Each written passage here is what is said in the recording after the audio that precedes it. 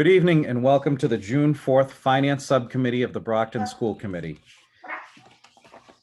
Due to the ongoing COVID-19 pandemic and state of emergency, on March 12, 2020, Governor Baker issued an executive order temporarily suspending certain provisions of the Open Meeting Law, GL Chapter 30A, Section 20. Pursuant to the order, public bodies are temporarily relieved from the Open Meeting Law's requirement that meetings be held in public places, open and physically accessible to the public, so long as measures are taken to ensure public access to the body's deliberations through adequate alternative means. This Finance Subcommittee meeting will be held and will be accessible to the public via Brockton Community Access Brockton Public Schools website, www.bpsma.org, YouTube, and Comcast Channel 12. The public can access this meeting via the following link, www.youtube.com/TheBrocktonChannels. Okay, first I will take a roll call vote to conduct this meeting under the revised open meeting laws. And so let's see. I want to make sure I see who we've got with us. Okay, so Vice Chair, I'm yes. Miss Asak? Yes. All right, Mrs. Mendes? Yes. Mr. Minicello? Okay, I don't think he's with us. And I don't see Mr. Rodriguez. Oh. Mrs. Sullivan? Yes. Mr. Sullivan? Yes. Okay. Second order of business is a roll call to establish a quorum. D'Agostino, yes. Asak? Yes. Mendes? Yes. Minicello? Rodriguez? Mrs. Sullivan? Yes. Mr. Sullivan? Yes. Thank you. Okay. Excuse me, Mark, for 1 minute. Yes. Tom is trying to log in. He doesn't have the password. Okay. And Tony too. They All don't right. have the password. Melinda, can you help the two of them out with that? I'm already on it. Thank you. Oh, okay. She's already All got right. it. I figured. And maybe we'll wait just a minute for them to get logged in, because I don't want them to miss.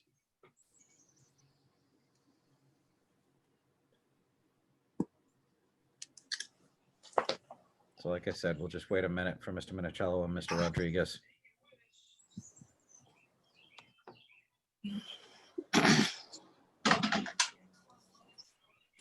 And the mayor is now with us. Hey, Mark. And how you doing? We're just gonna wait just a minute. Mr. Rodriguez and Mr. Minicello are joining us.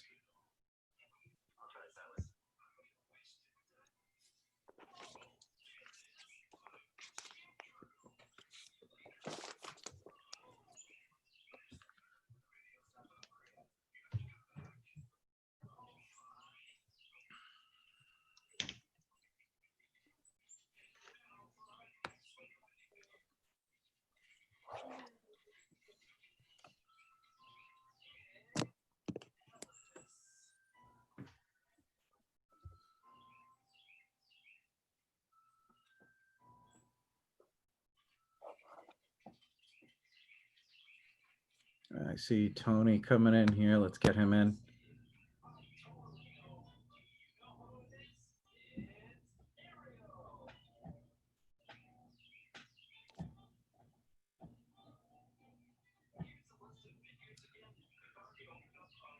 Tony, good to see you.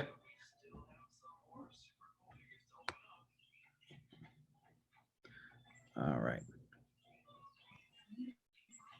I'm sure Mr. Minicello is right behind him. We just another minute. I just want to wait for everybody since we know everybody's coming.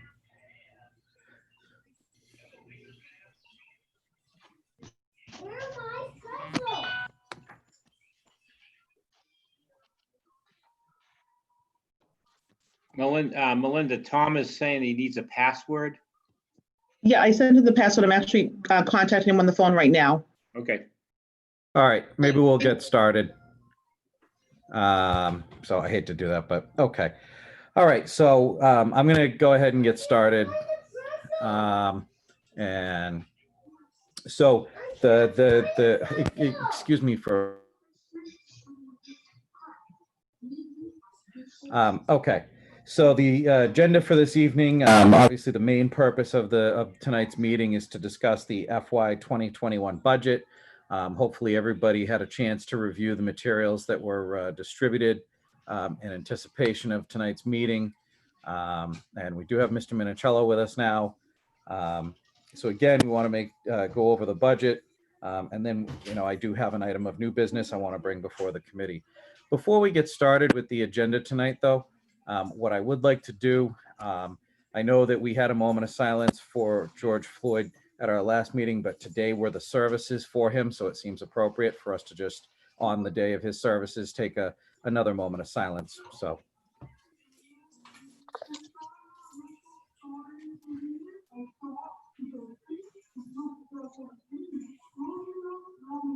Thank you. Vice And, Chairman, if I could. Yes.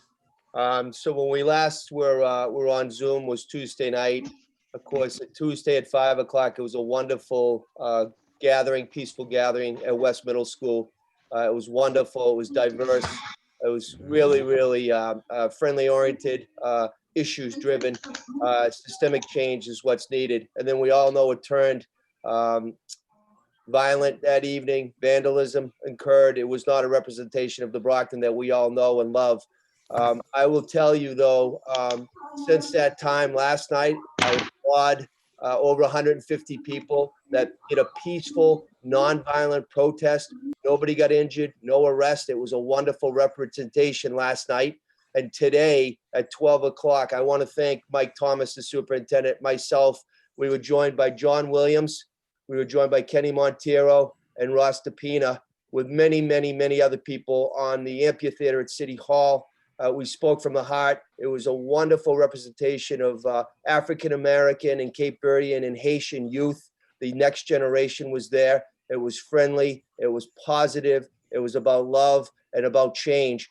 Prior to that meeting, the superintendent and I met with those three individuals, Mr. Williams, Mr. DePina, and Mr. Montero, in my office to talk about the changes that are needed.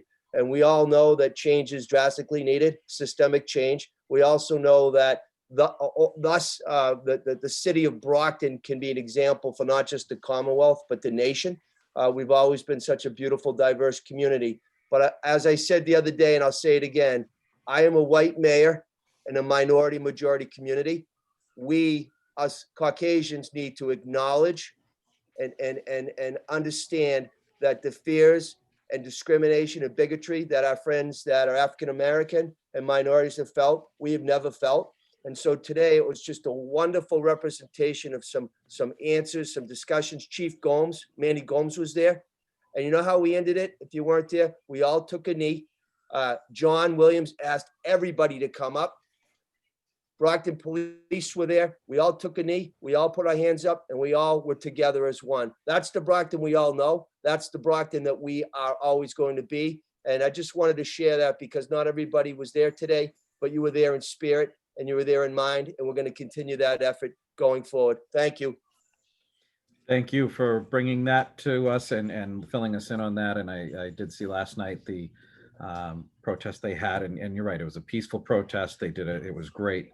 And I did watch on Facebook. I saw the recording of today. So again, thank you. All right, so we will dive into our FY 2021 budget. I believe, I don't know, Superintendent, do you or Aldo want to run to? Yeah, I'll start first. I want to thank the mayor and CFO of the city, Troy Clarkson, and Aldo.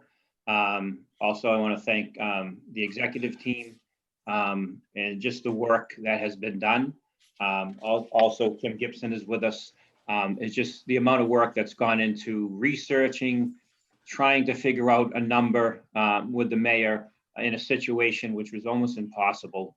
No numbers yet from the state. So the mayor, I mean, the work that was put into this by Aldo and Troy to really dig into the numbers, try to figure out how to save every dime in this year's budget to carry into next year's budget. This could have been devastating, but the work they did is amazing, actually.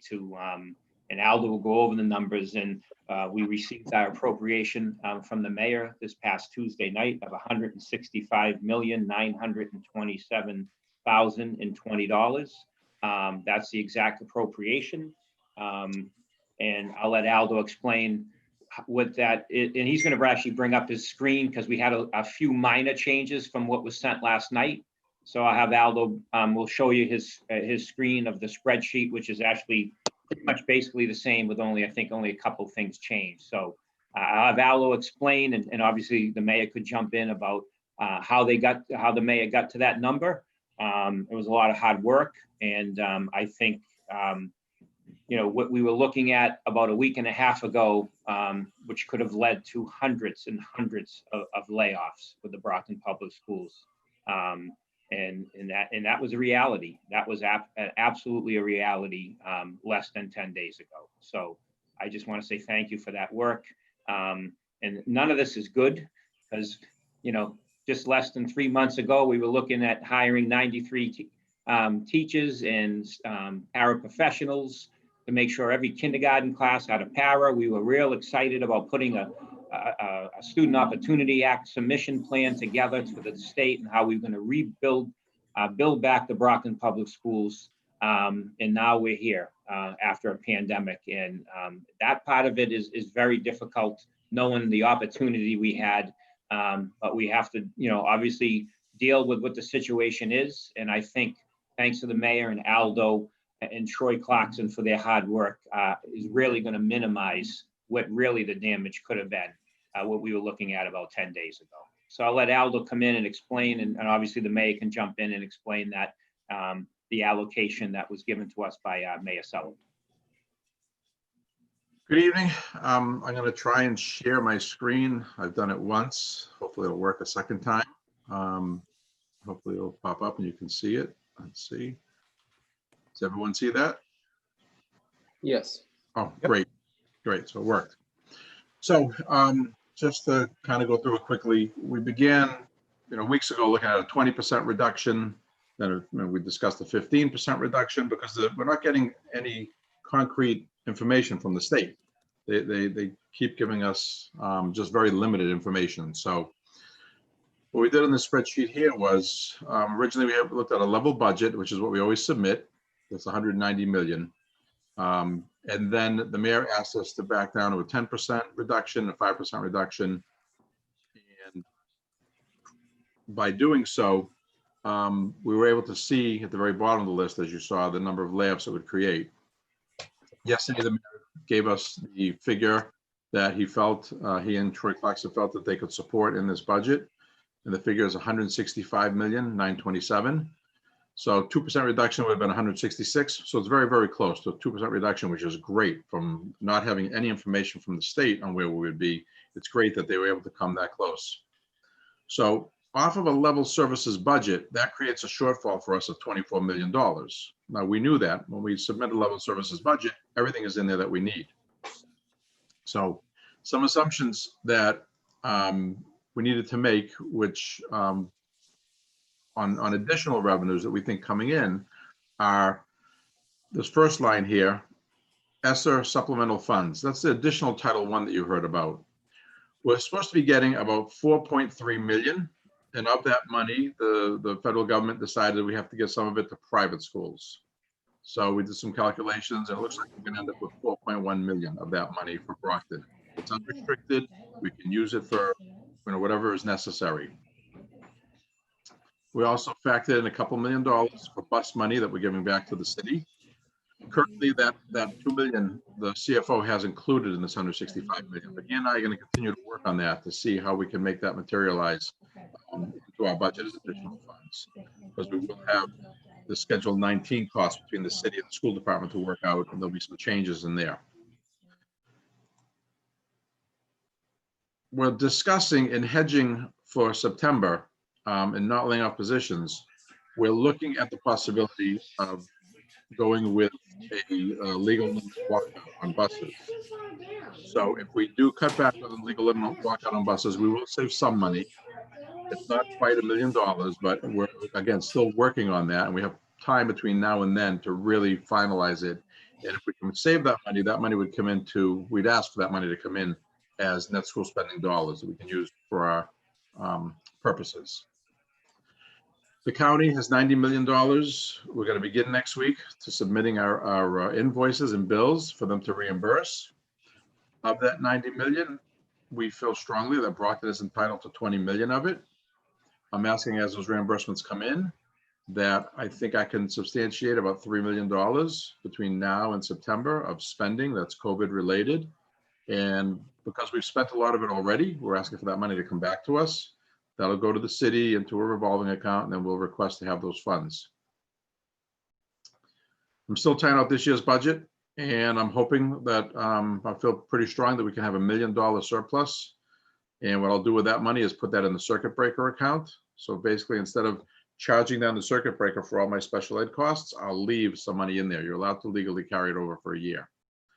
So I'm looking at a potential of $11 million of additional revenues. So pretty much almost cut that deficit in half. So then what was really done is went through the entire budget book. As you know, we've done every single year for the past 7 years, and put in amounts that we know right away that we can cut from our budget. We always have a line in there for additional teachers. We always have a line in there for additional non-certified staff. Well, if we're looking at layoffs, then we're not looking at hiring. So immediately back those out. I was able to pay our lease agreements for copiers and Rizzo machines. So we get that out of the way. Substitute teachers, we're always moving this up and down. Budgeted about $1.4 million for next year. Superintendent and I spoke. We took $1 million out because at this point right now, substitutes aren't important if we don't have teachers in classrooms. So we backed out $1 million there. Summer employment, there's not anything right now going on this summer. So we felt we could cut $30,000 from this summer employment. We're still waiting for guidance on what summer programs we can have or even have to open up. As we bring down the number of people that we would have to RIF in the budget, I added an extra $1 million, a month and a half ago for unemployment costs. There's about $1.4 million in there, I think. So I backed $1 million off because if we can avoid these layoffs, the majority of these layoffs, we can save those funds and not have to do that.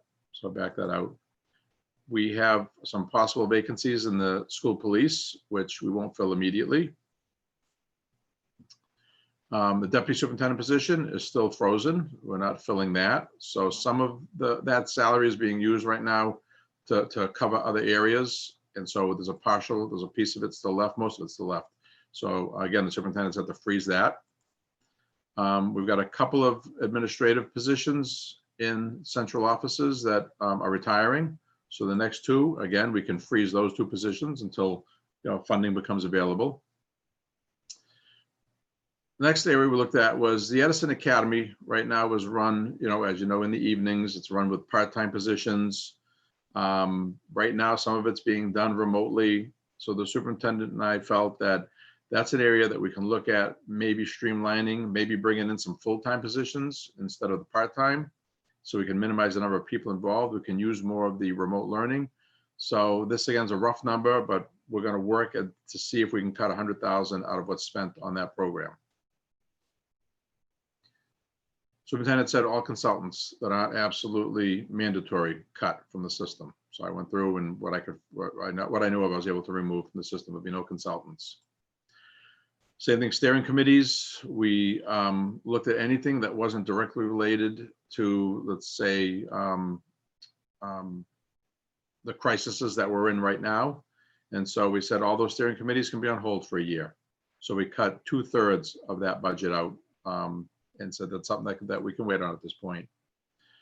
When it says, I got textbooks, but it's really textbooks curriculum.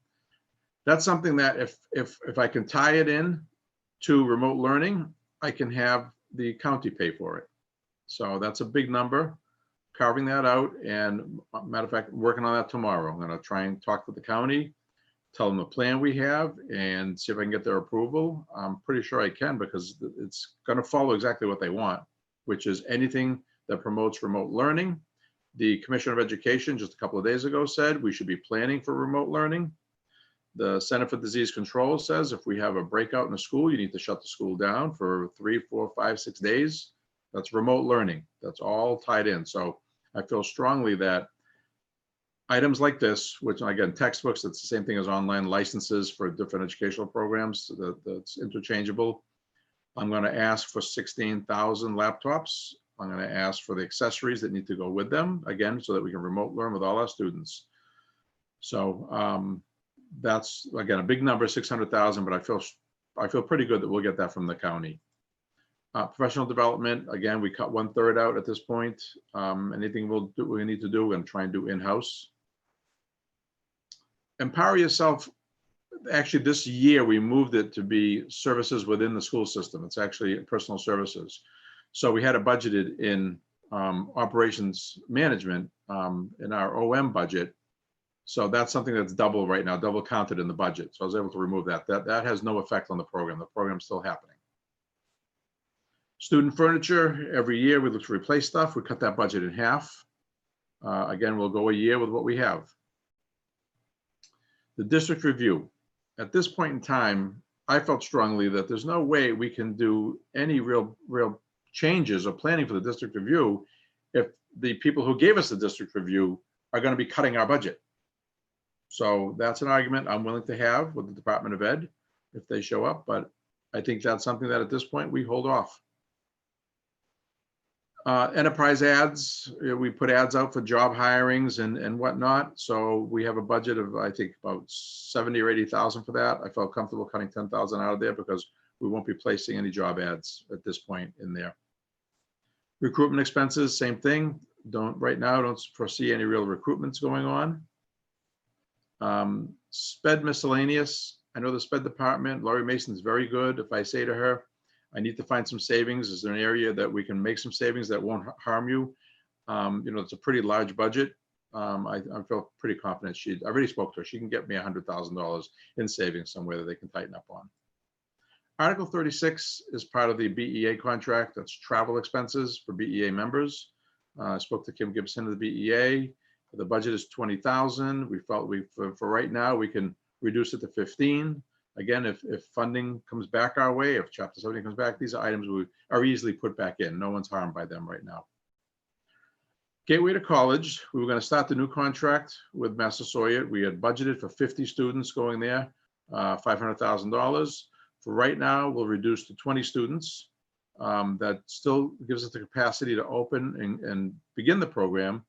And again, if funding comes back in, if it's in time for the fall semester, great. If not, we can add funding for the spring semester for that. So we can increase that number. So it doesn't eliminate the program. At this point in time, assistant athletic director stipend. Not sure what's happening with all our programs in the fall. So for now, that's on hold. The last two here is morning duty at both the high school and the middle school. We don't know exactly what we're going to be doing with the cameras that take your temperature, how many students are going to be filing in. Are we going to bring in half students in every day? We don't know exactly what the plan is going to be. So we felt for now, that's something we can cut. We can modify it later if we go into, a phased in plan of A day and B day. There'll be half the number of kids in the school. So again, in an effort to save positions, we made those cuts. I've got extra lines if the committee, anyone has any other items in the budget they want to see reduced. I created the next area, which is what I call, anything that's COVID related. We don't know how we're going to open schools with social distancing. We don't know what they're going to allow us to have for programs, whether they're going to allow us to have intramurals, basketball. So Aldo, I just want to make clear, these are not cuts. None of this has been cut out in the number you see, but these are basically we would have to discuss these as we move into later the summer, this fall, when the MIAA makes a decision about sports. We wanted these here as discussion items, but these are not cuts. Obviously, the last thing we want to do is cut these kind of programs, but we figured, we don't know what they're going to do with fall sports. We obviously hope that we can conduct fall sports, but we needed to put in here as open for discussion just in case they come out with a change. And that's a discussion point. What I didn't tell you, Superintendent, was I did cut the ones that are showing, but it created a positive balance at the bottom. So I just left it like that. The one I didn't touch at all was the high school sports. Okay. I didn't touch that. The other ones I did, but you'll see at the end of this that we have a positive $300,000 balance that could put things back in. I just Okay. want to show that we're basically in balance, without them. Okay. So it's one way or the other. But you know me, I go conservative, and so all of these are, again, as Superintendent said, they're all fall programs. We don't know right now if Department of Ed's going to let us do these, or if you need permission from the Board of Health to have these events, or if parents are going to want their kids to do these. So those are all discussion items. Again, these are things that we can put on hold that don't affect us with positions in the system. So that leaves us with a budget shortfall of 7.6 million. So now, after you've gone through all the programs, you've done everything as far away from the classroom as possible. Now you're looking at basically positions. So again, we're working off the 2% column. We have about 20 retirements that are certified, that if we don't refill the positions, 2.1 million we save there. We sent out the early retirement incentive. There's already emails coming back in asking questions about that. We feel that we'll have 20 people taking the early retirement incentive. There's a savings there. Same thing with the non-certified. I've already gotten 2 emails in the past 10 minutes on that request. So those are all positions. In other words, these are all positions that would be vacated, but at the same time, there's no pink slips involved because there's no one that's being laid off. Paraprofessionals, I put in a figure of 30 position reductions. HR office, Dr. Moran's office told me today that we already have 12 vacancies in there. So it's really about 18 positions. Honestly, I don't feel that you would need to do any layoffs because it's a high attrition area that over the course of time, over the summer, we may lose quite a few. It's high attrition in there. So looking at 30 positions there. Long-term and permanent subs, we have 15 covering classrooms. We actually have a little more than that, but some of them that don't require they don't require pink slips, but they would be vacancies that we could possibly have in our system, saving us about $500,000.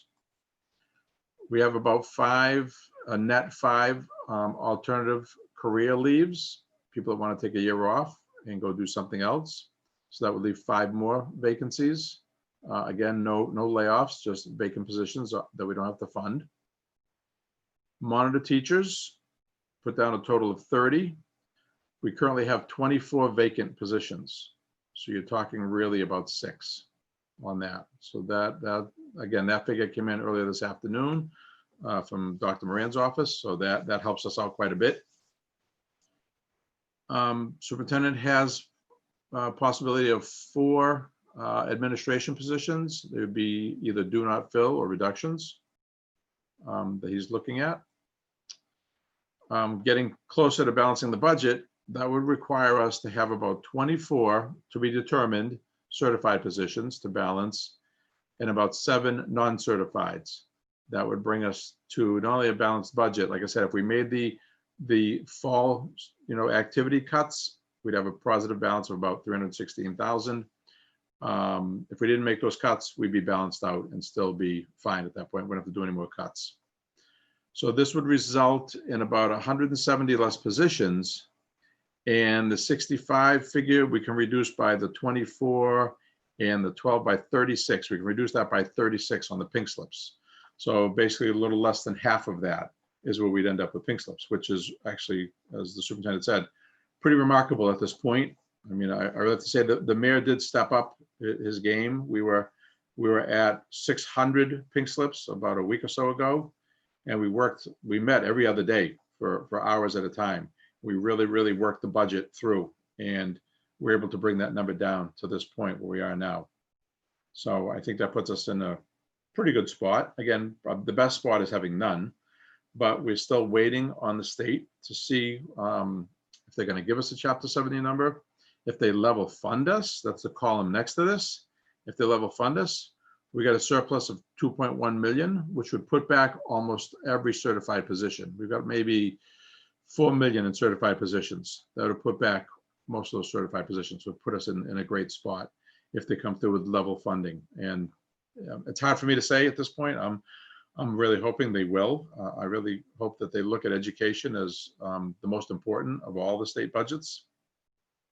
So I don't know if you want to get into non-net now, or if you want to just discuss this, and we can discuss non-net later. Although, why don't we just go through the whole picture, and that way we, have the full picture to consider.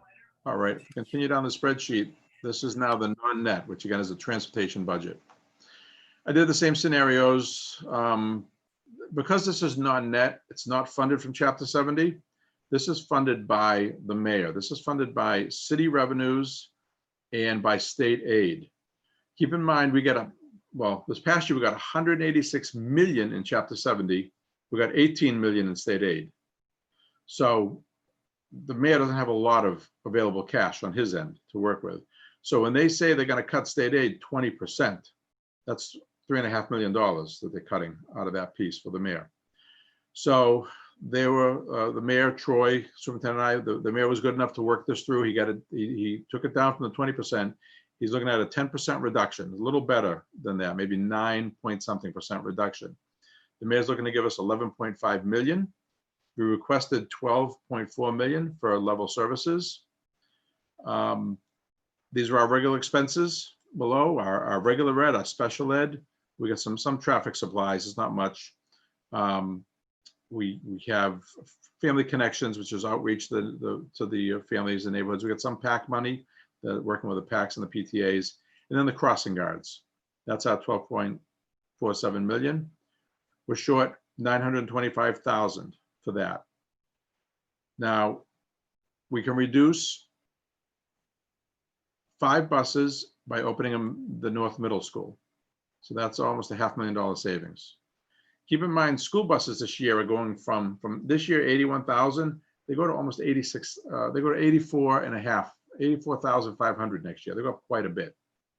So that's one of our contentions with First Student, is that the buses went up that much. If we go to just the legal limit on the walkout, which is K-6, we could reduce another 12 buses. That's $1 million that we would save by going to the legal limit. Now, keep in mind, even though it's K-6, let's say that leaves us with 37 buses. Those are available for middle school, and those are available for high school because we have 3 tiers. So instead of the high school having 55 buses to bring all the students, they'd have 37 buses. So you'd be going from a 2-mile to maybe a 2.5-mile walkout. Middle school, I think, works out. I don't think we have a big problem with middle school. I don't know if the superintendent wants to jump in on the middle school piece. No, middle school mostly goes to neighborhood schools, but again, this is something where I think we can wait on because we don't know what the transportation guidelines are going to be.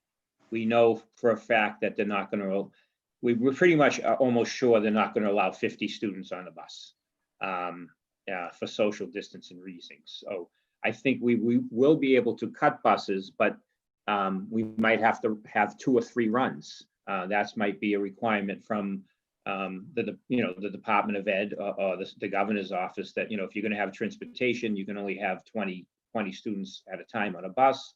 So that would make us do things differently anyway. And if you have to make more runs, then you would make more runs and you could use less buses.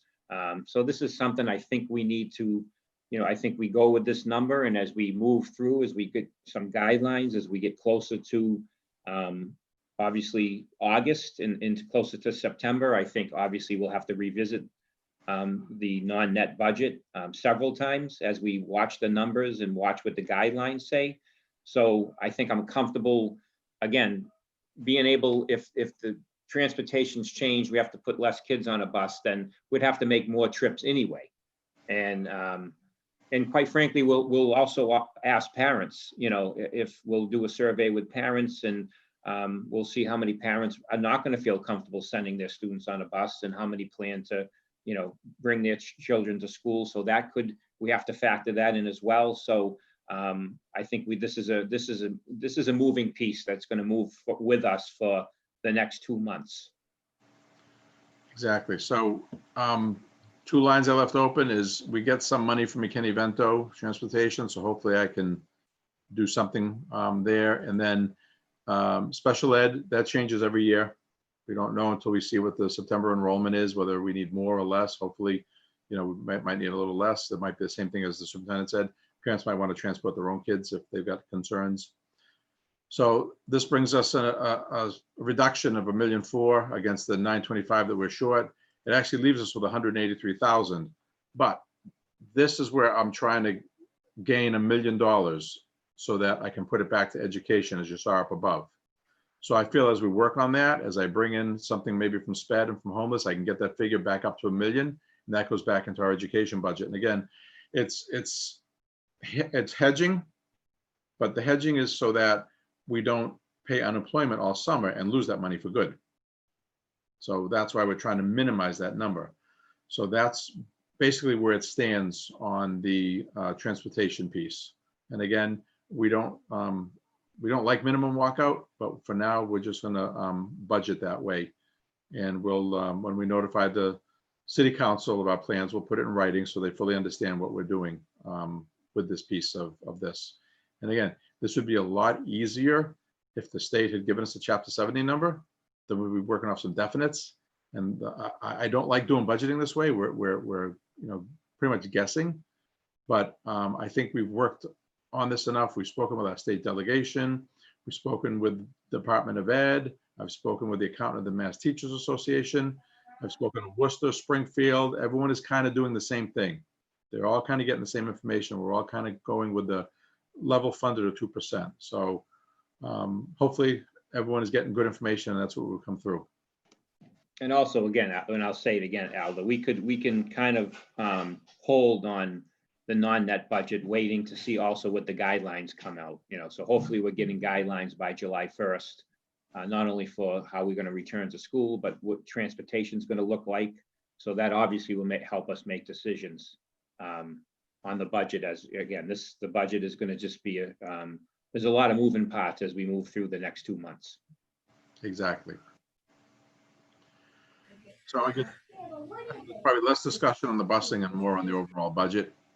I don't know if anyone has any questions or wants to discuss any areas. I know moving forward from here till next week, the executive team will be meeting regularly on this to go over and see if we can increase any areas.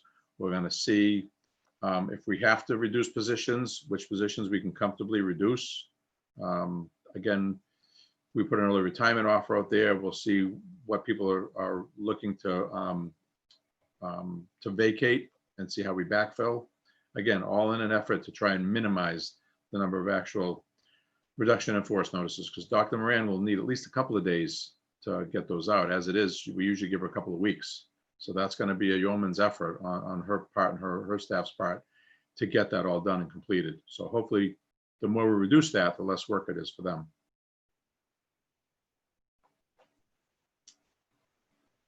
So I don't know if we have any questions. Aldo, can I ask, so we always traditionally have to, riff more than we need. So you're talking about, if I did the math right, and that's always questionable, 29 pink slips. So what would we need to do? We need 60 actual to allow for the bumping that usually occurs. Right, on this column, it's 24. Yeah, it'd be 24 pink slips. So I think the superintendent has said 1.5 times that. So 24 and 12, 36. About 36 pink slips. And then there's also what's called the blue slip, which is the bumping. So I'm not sure how many of those we would need, but you'd have blue slips basically moving people to other buildings or other positions. Right. And I I think Dr. Moran is with us, so why don't we, unfortunately, Dr. Moran has a lot of experience in this, so let's ask her opinion, what we would need to do with the 24. Good evening. Basically, what we'll need to do is once we start with the 24, we'll be able to identify which positions those individuals hold. At that point, we'd be able to determine if we need to have any loose lips, involuntary transfers. So unfortunately, until we get this number officially, then once we get the number, we can take a solid look at the positions, and then we'd be able to tell you. But typically, it usually doubles. So if we could ask for up to 60, that would probably take care of the situation in terms of RIFs and involuntary transfers, the blue slips. All right. Any members of the committee have any questions or comments on this? Ms. Asak? Thank you. Mr. Petronio, Aldo, quick question. So as far as the busing, I apologize, I'm looking on here. So we went from, what was the price that we were paying for 2019, 2020? Like 81,400, I think. And now we're going up to 84,000? Yeah, if you give me 1 second, I can give you exact prices. I think while Aldo's looking for that.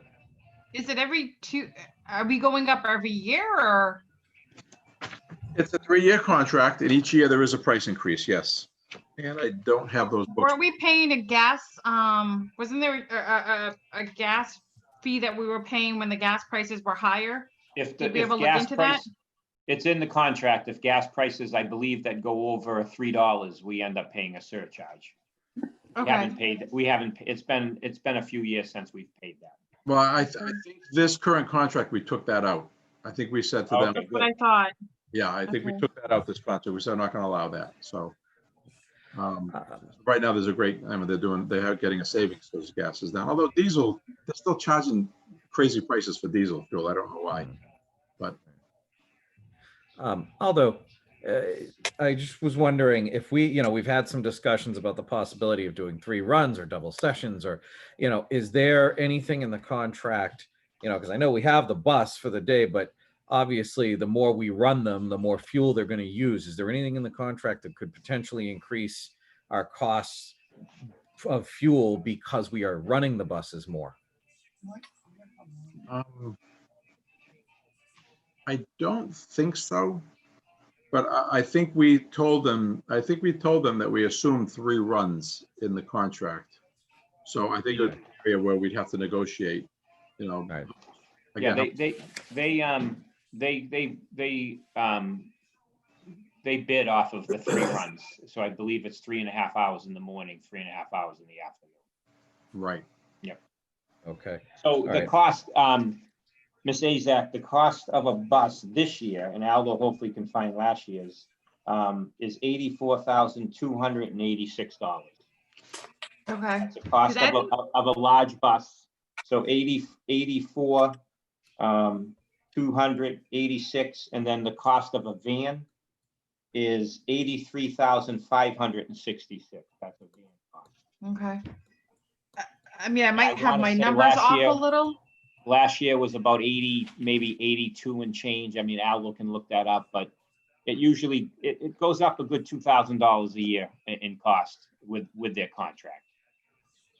I was gonna say, I think when I first came onto the committee, we were, I think maybe 68,000 a bus, and now we're up to 84. I know there's nothing we can do given what's going on right now. Things are a little out of our control with the figures, but it's just. Oh, and that's why, again, and you and Mr. DiAugustino and we this past fall, we attended the school committee convention, and we went and the mayor was all on board, and the school committee and the mayor were all on board to start purchasing our own vehicles. And that was the way to go. And then unfortunately, a pandemic hit and we don't have money to spend to purchase our own vehicles. But we knew how important that is because we went to that presentation and we heard from district after district after district how much the transportation costs continue to rise. And the best option is to bring your transportation in-house. And that was our plan. We had a really good plan in place. And obviously, COVID-19 hit and kind of blew that up. And now we're stuck with, about the same busing contract that we've had, that we watch go up, every year. Every time we get a new contract, you see the prices rise because we always usually get one bid. Okay. I just have another question. If we can go back to, I know at one point we had spoken about having the grab and go available during the summer. Have we factored in what it's going to cost us to have Chartwell's? Unless I misunderstood, but I thought grab and go was going to remain for our students most of the summer. It is. So, and I thought we were going to factor in having Chartwell's be there to disperse the foods. Yep. Or did I have a brain freeze somewhere? Yeah, but that comes directly out of the Chartwell's funds, which we always have, and we always have a really good balance in there. So that does not. Okay. That Yeah, doesn't hurt us. as long as we have that money, because we're going to definitely need that to have them this summer. Right, Okay. it's the summer food program, and the only thing that's changed in it is last year and prior years, the students had to come to the playground or the park or the area. They had to eat the meal there. Whereas this year, because of what's going on, they're allowed to come and pick up the meal and go back home and take it home with them. Okay. So nothing's changed on our end as far as preparing it and getting it out to them. Every summer we have 10 or 12 sites, and we're doing the same summer. And if anything, this works out great because hopefully they'll take more meals and take more food home. So rather than just have to eat it there. So this could work out really, really well this summer for us. Well, there's a lot of families that are really thankful for that. I've heard from a lot of constituents. So it is helping out. And actually, now that they've gotten the EBT cards, a lot of our students have, actually, I think all of our students, because everyone that I know of has gotten an EBT card, which is probably about $390 some odd. So that's going to help them to supplement. But okay, I just wanted to make sure that was calculated in there if it was an extra charge that we were not planning on. No, that's a great program. We're going to see a very successful program this summer with that. No, very nice. Thank you. For the new school committee members, when we've gone through this in the past, we've been sitting in one room and we all have the thick book in front of us, and we flip through that and we talk as we go through it. So it's a little more difficult doing it remotely like this, but that's why I already have a lot of the information on the screen in front of you to begin to look at. And unfortunately, since the majority of us have been through this so many times, we know all these line items, we know what they do, what they mean. It's stuff you don't want to have to know that in that detail, but we do know. So if it seems like we're moving kind of quickly through this, that's the reason why. Mr. Sullivan, I believe you wanted to comment. Go ahead, Mr. Sullivan. Yes, I had a question for Aldo on the minimum walkout for K-6. Yes. And the walkout for the high school. What, in other words, what is it now and what is it you're trying to get to? So basically, the walkout now is 1.5 miles for students K-5, and it's 2 miles for students 6 to 12. And the with what the current number we have, what was allocated for non-net, it would be 2 miles for K-5, and K-6 actually would be K-8 would be 2 miles. In the high school, again, we're going to have to look at that and see if we're able to do the double runs. We'd be able to keep it at the current 2 miles, especially if we have to do less. We just have to make a lot more runs to keep it at the 2 mile mark. But again, this is moving parts, so we're trying to, pretty much see what we can do with the walkouts, considering what they're going to do with the guidelines. But it could increase the walkout to 2.5 miles for high school students. But again, we're hoping that it doesn't have to, if we can see what the guidelines are and figure how we can make extra runs instead of, the current way we run buses now. We try to figure different things out and be very creative based on what the guidelines say. But again, this is something, Okay, again, buses don't have, thanks, Mr. Sullivan. Buses don't have to roll until September. So, there's a lot of moving parts with the bus budget as we go forward. And a lot of that is going to be tied to what the state puts out for the guidelines. Yes, Mr. Sullivan, anything else? No, okay.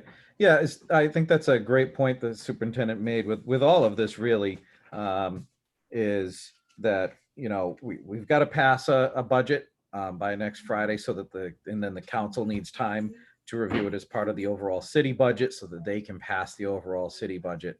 But as has happened in every one of the years I've been on the school committee so far, this isn't a done deal. This will be ongoing discussions as we get firm numbers from the state and additional information. And I suspect this will be one of those budget years that will run into August, unfortunately. And the same is true of transportation. This is certainly not, we're going to do this and that's the end of the conversation. This will be an ongoing conversation throughout the summer as we get more information and we get real hard, solid numbers. And on the topic of the teacher or the pink slips, I just wanted to so people know, usually our deadline, if we're going to do that, is May 15th, and the union really helped us out and extended that. But the fact of the matter is that there is by law, if we're going to have any RIF notices, they have to go out June 15th by law. And unfortunately, I'm really disappointed that the governor, he's well aware of that, or at least he should be, that we have this deadline. This is a statutory obligation, that we need a number. And so that's kind of our deadline that we can't wait any longer. We have to make some decisions. So he's really putting our back against the wall by not, committing to a number for Chapter 70. But we'll get through it, and we'll continue the ongoing discussions through the summer and, as we get more information. Ms. Asak, did I see you had your hand up again? I did. I just had a quick question back to the busing. So usually our buses are congested early in the morning. That's usually the busiest time, if I'm correct. Maybe we can see what our numbers are. I mean, doing the double runs, obviously in the morning will help out. A lot of times in the afternoons, kids either, have other programs going on or someone's picking them up. So I just wanted to throw that out there that definitely in the morning, we need this. And I just remember from high school, the buses were usually empty back when I went there. So hopefully that'll help us out a little bit. I mean, I have to give credit. Everyone's been very creative in thinking outside of the box to try to work things out. So I'm sure we'll be able to figure something out. That was it. I just want to throw that out there. All right, thank you. Maybe if we serve a better breakfast, they'll come earlier and eat.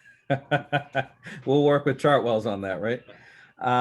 So can I ask Dr. Moran, because we have another finance meeting scheduled for next Tuesday so that the committee has time to digest this evening's information and have a little time to vet this. But do you need a vote on this evening, or can we delay this vote until next Tuesday and still meet our June 15th deadline for getting notices out? I know how important this decision is, so we can certainly wait until Tuesday of next week. The more lead time we have, the better we can plan this out, but we can start doing some behind the scenes prep work.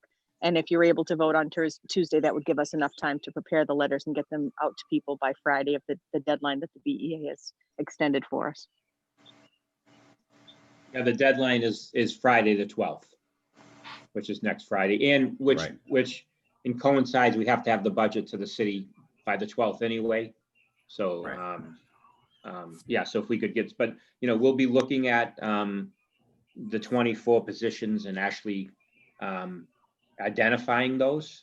The executive team will do that and work with principals as well and figure out those 24 positions. And then we could give you a better indication once we start to identify those positions of how much bumping that would cause.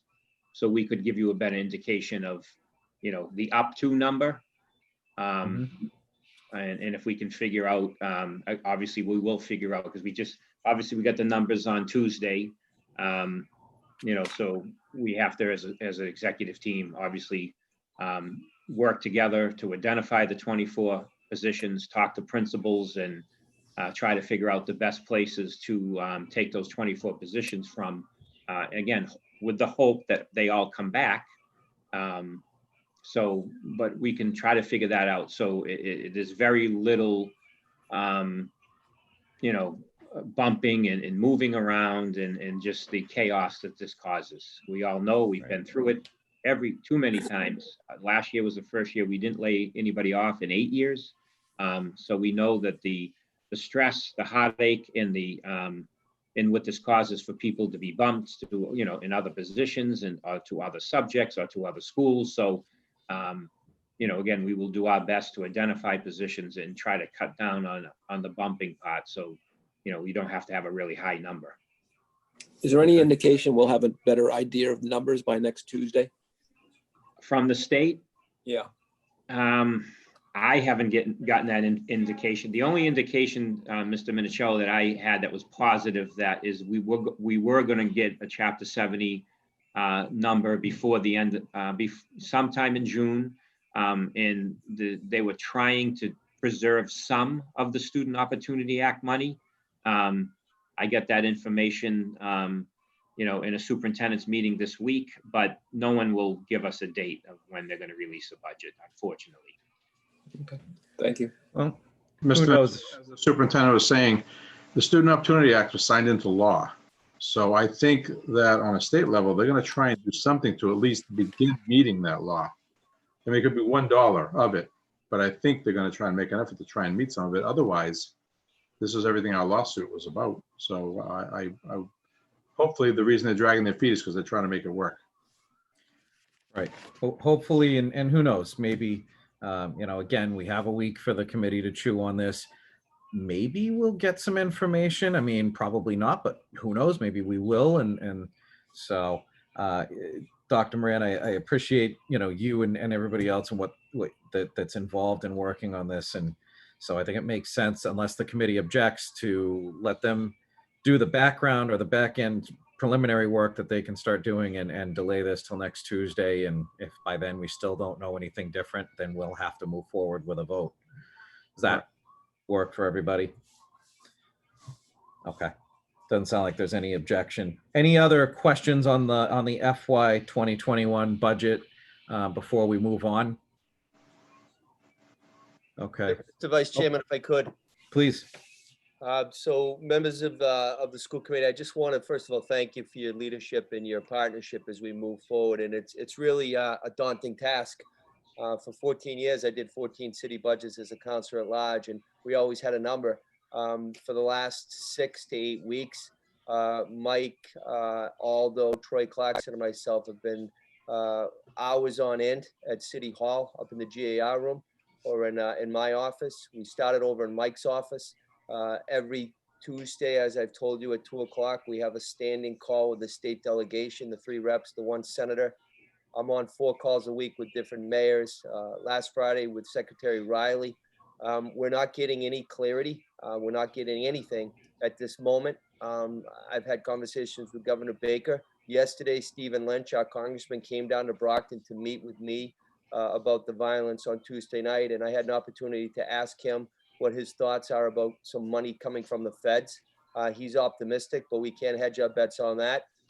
So we are really, unfortunately, in a tough situation where the city of Brockton, which relies extremely heavily on local aid, over 50%, we're really at a situation now that it's a guess, but it's an educated guess in terms of 20% of the UGGA, which is the old lottery funds, is cut on the city side. And then the Chapter 70, both on school and on city side, we're doing a 5%. If it comes in level funded, we're ahead of the game.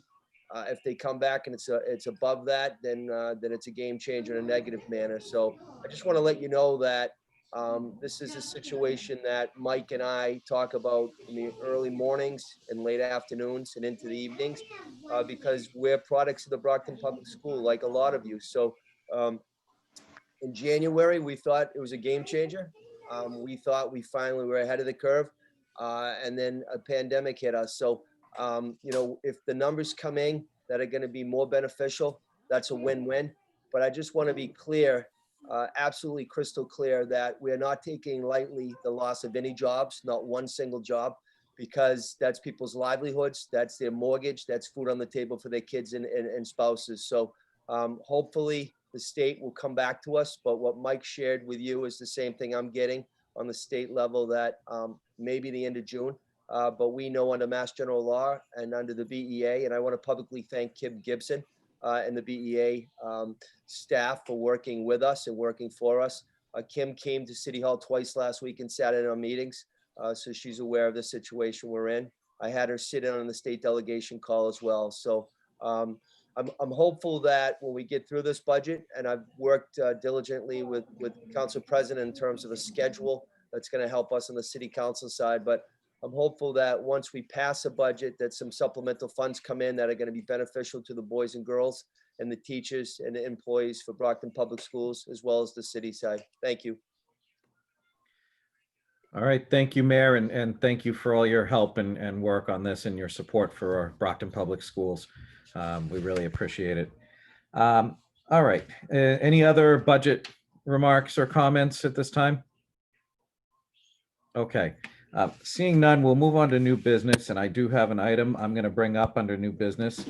I would like us to begin to discuss, and this is not going to be something we'll get through tonight, but let's start the conversation in the framework or blueprint of how we can, move forward with rooting out racial injustice and working on how we can do that as a school district. As I said to all of you, I believe it was Wednesday morning, this group can do this, and we can make an impact as a group and as a Brockton Public Schools. So I think I'd like to, start us down that road. I know the superintendent's already started some of that work, and personally, I mean, and this is just kind of my thought process, and then maybe we'll, have some discussion as to how we want to move forward with this. I mean, I think there needs to be a policy and a curriculum component to what we look at. And my thoughts were maybe we would plan a retreat and use the format of a retreat. It's a longer meeting, and we can have some folks come in that can help us to really vet out the issues and vet out what steps we can take to make a meaningful impact, so that we can make sure that we take our discussions and don't just discuss these things, but we actually produce some tangible actions to really make some changes that people are looking for and that we absolutely need to see happen. So with that, I mean, do we want to have some comment about that? Any thoughts from anybody? I would like to comment. Yes, Ms. Mendes, please. I also want to appreciate, because I know this is a work that we've talked a lot about hiring more people of color, about how to include cultural competency in our curriculum. But I think it's conversations that we need to have, in a sense, more aggressive with our students, because we know that the awareness, everybody's in a different place when it comes to race, when it comes to their experience. But what's important is that having these authentic conversations will help prepare our students to think about race and feel comfortable to talk about race. Because race in America is scary, let's be honest. It's scary, and it's left in the gray where we're not willing to talk about it until something like this drastic of what we're experiencing now happens. So just having those ongoing conversations where we can provide the tools for our students to, feel like they can have these conversations and continuously have them through the experiences that they face each day. Thank you. You're spot on, and I appreciate the comment. Any other thoughts on this? Well, I said it at the press conference today. We talk a lot about training, and obviously training is important, but it's not enough. We have to create safe spaces for students and staff and families of color to come forward and express their concerns, be free to express when they're wronged or something said to them. They need to be able to express that. They need somewhere to go, and we have to provide that. Sharon has done this work for a very long time, so there's nobody better to lead the chief of student support services. John Williams was at today. John has been with us we've been with John. I had him in school, but John's been with us for over 6 years. Myself, John, Sharon, a meeting early next week.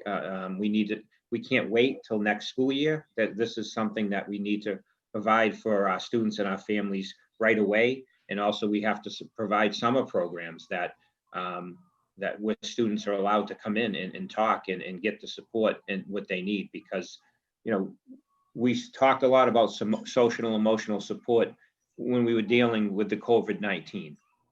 And then George Floyd was murdered. And this has taken social and emotional to a whole other level of trauma for our students of color. So we have no choice. We have to make sure there's solid summer programs where students are allowed to come, work with mentors, work with adjustment counselors and staff members, and have safe split spaces to have these conversations and have open dialogue. And that can't wait. And obviously that has to be in the forefront of all of us. We can't let it happen like when there's a school shooting. Everybody talks about lockdown drills and they talk about stay in place, and it's on the front page of the paper for maybe a month or 2 months, and then it goes. This can't go anywhere. This work has to happen. It has to happen right away, and it has to continue, and it can't go anywhere. And again, before this COVID-19 hit and we looked like we were going to have a great budget, I mean, I really thought it was important to have a very high level executive director position of executive director of diversity and inclusion. I still believe that as we move forward with this budget, it's a position we need to really look at. A lot of the urban districts and gateway cities have that position. It's something that we talked a lot about in the executive team, a position I was going to put forward. And again, I think we have to continue to discuss it as we move, and hopefully the budget gets better, but I don't see any alternative. I mean, that position is desperately needed to help us lead the work.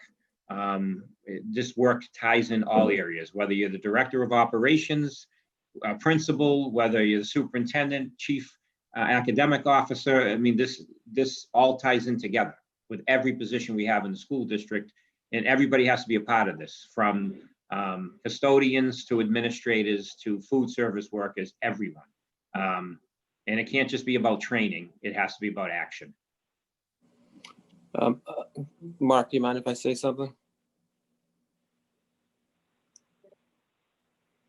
Oh, I'm sorry. Yes, Mr. Minicello, please go ahead.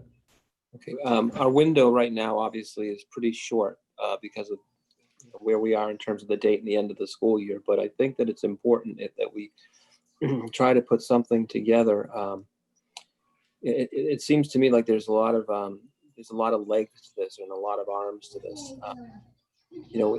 We have one. We have sort of like an octopus. We have like a central body, and then there's all little legs and arms in different directions and pieces to this. So I think we really need to brainstorm quickly to try. Right now we have our audience. I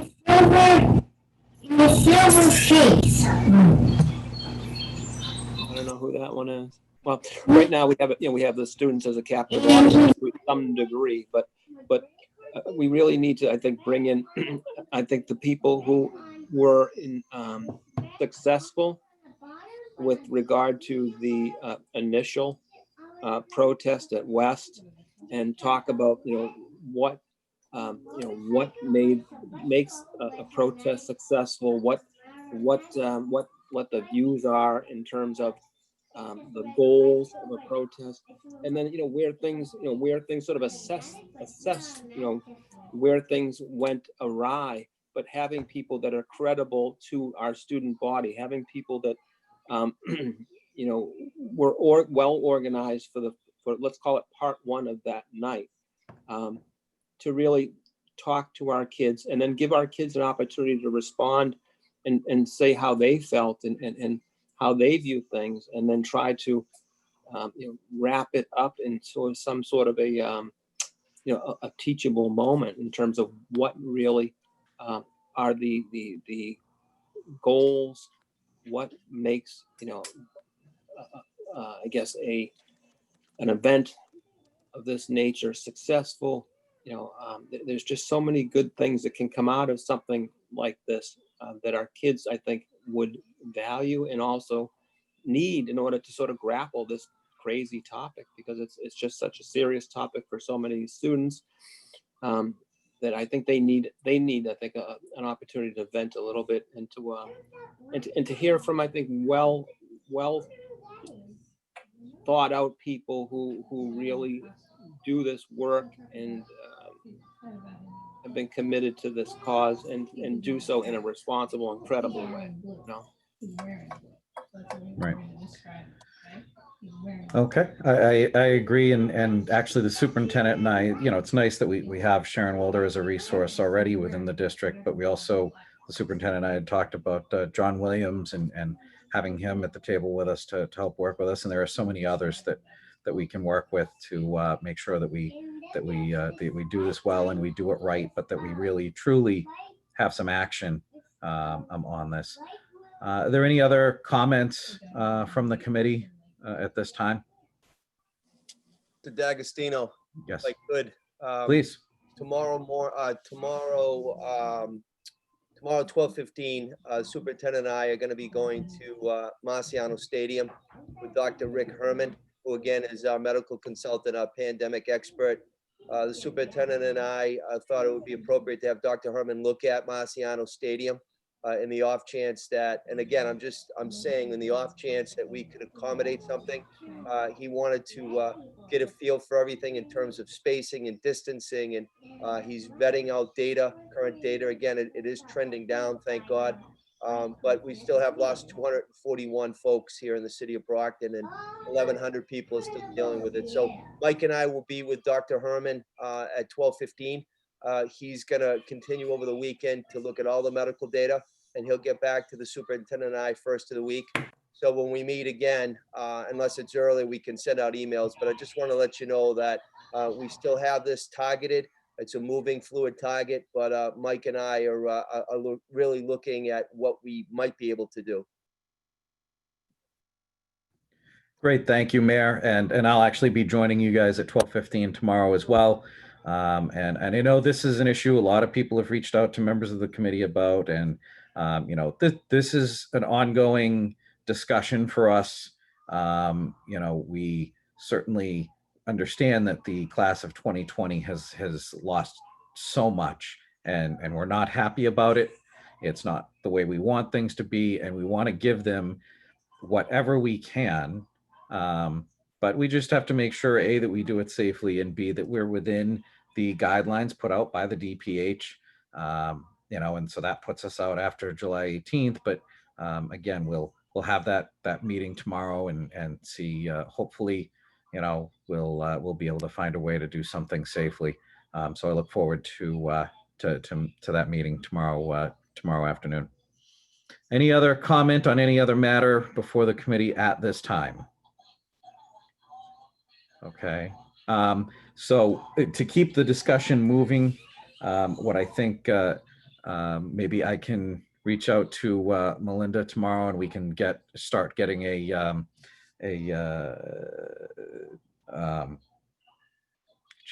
drawing a blank, a retreat scheduled. Does that work for everybody if we start working forward we'll get that retreat scheduled, and then we can go from there? I think that makes the most sense. I think that's the best format for the kind of discussions we need to have. All right, so I'll run with that and contact Malinda tomorrow to get that moving forward. If there's no other business to come before this finance committee this evening, then I'll entertain a motion to adjourn. Motion to adjourn. Second. All right, we have a motion to adjourn by Ms. Azak, seconded by Mrs. Sullivan. Mayor Sullivan? Yes. D'Agostino, yes. Ms. Azak? Yes. Mrs. Mendez, Yes. Mr. Minicello, Yes. Mr. Rodriguez, Yes. Mrs. Sullivan, Yes. Mr. Sullivan. Yes. Okay, we are adjourned. Thank you all very much for your time this evening.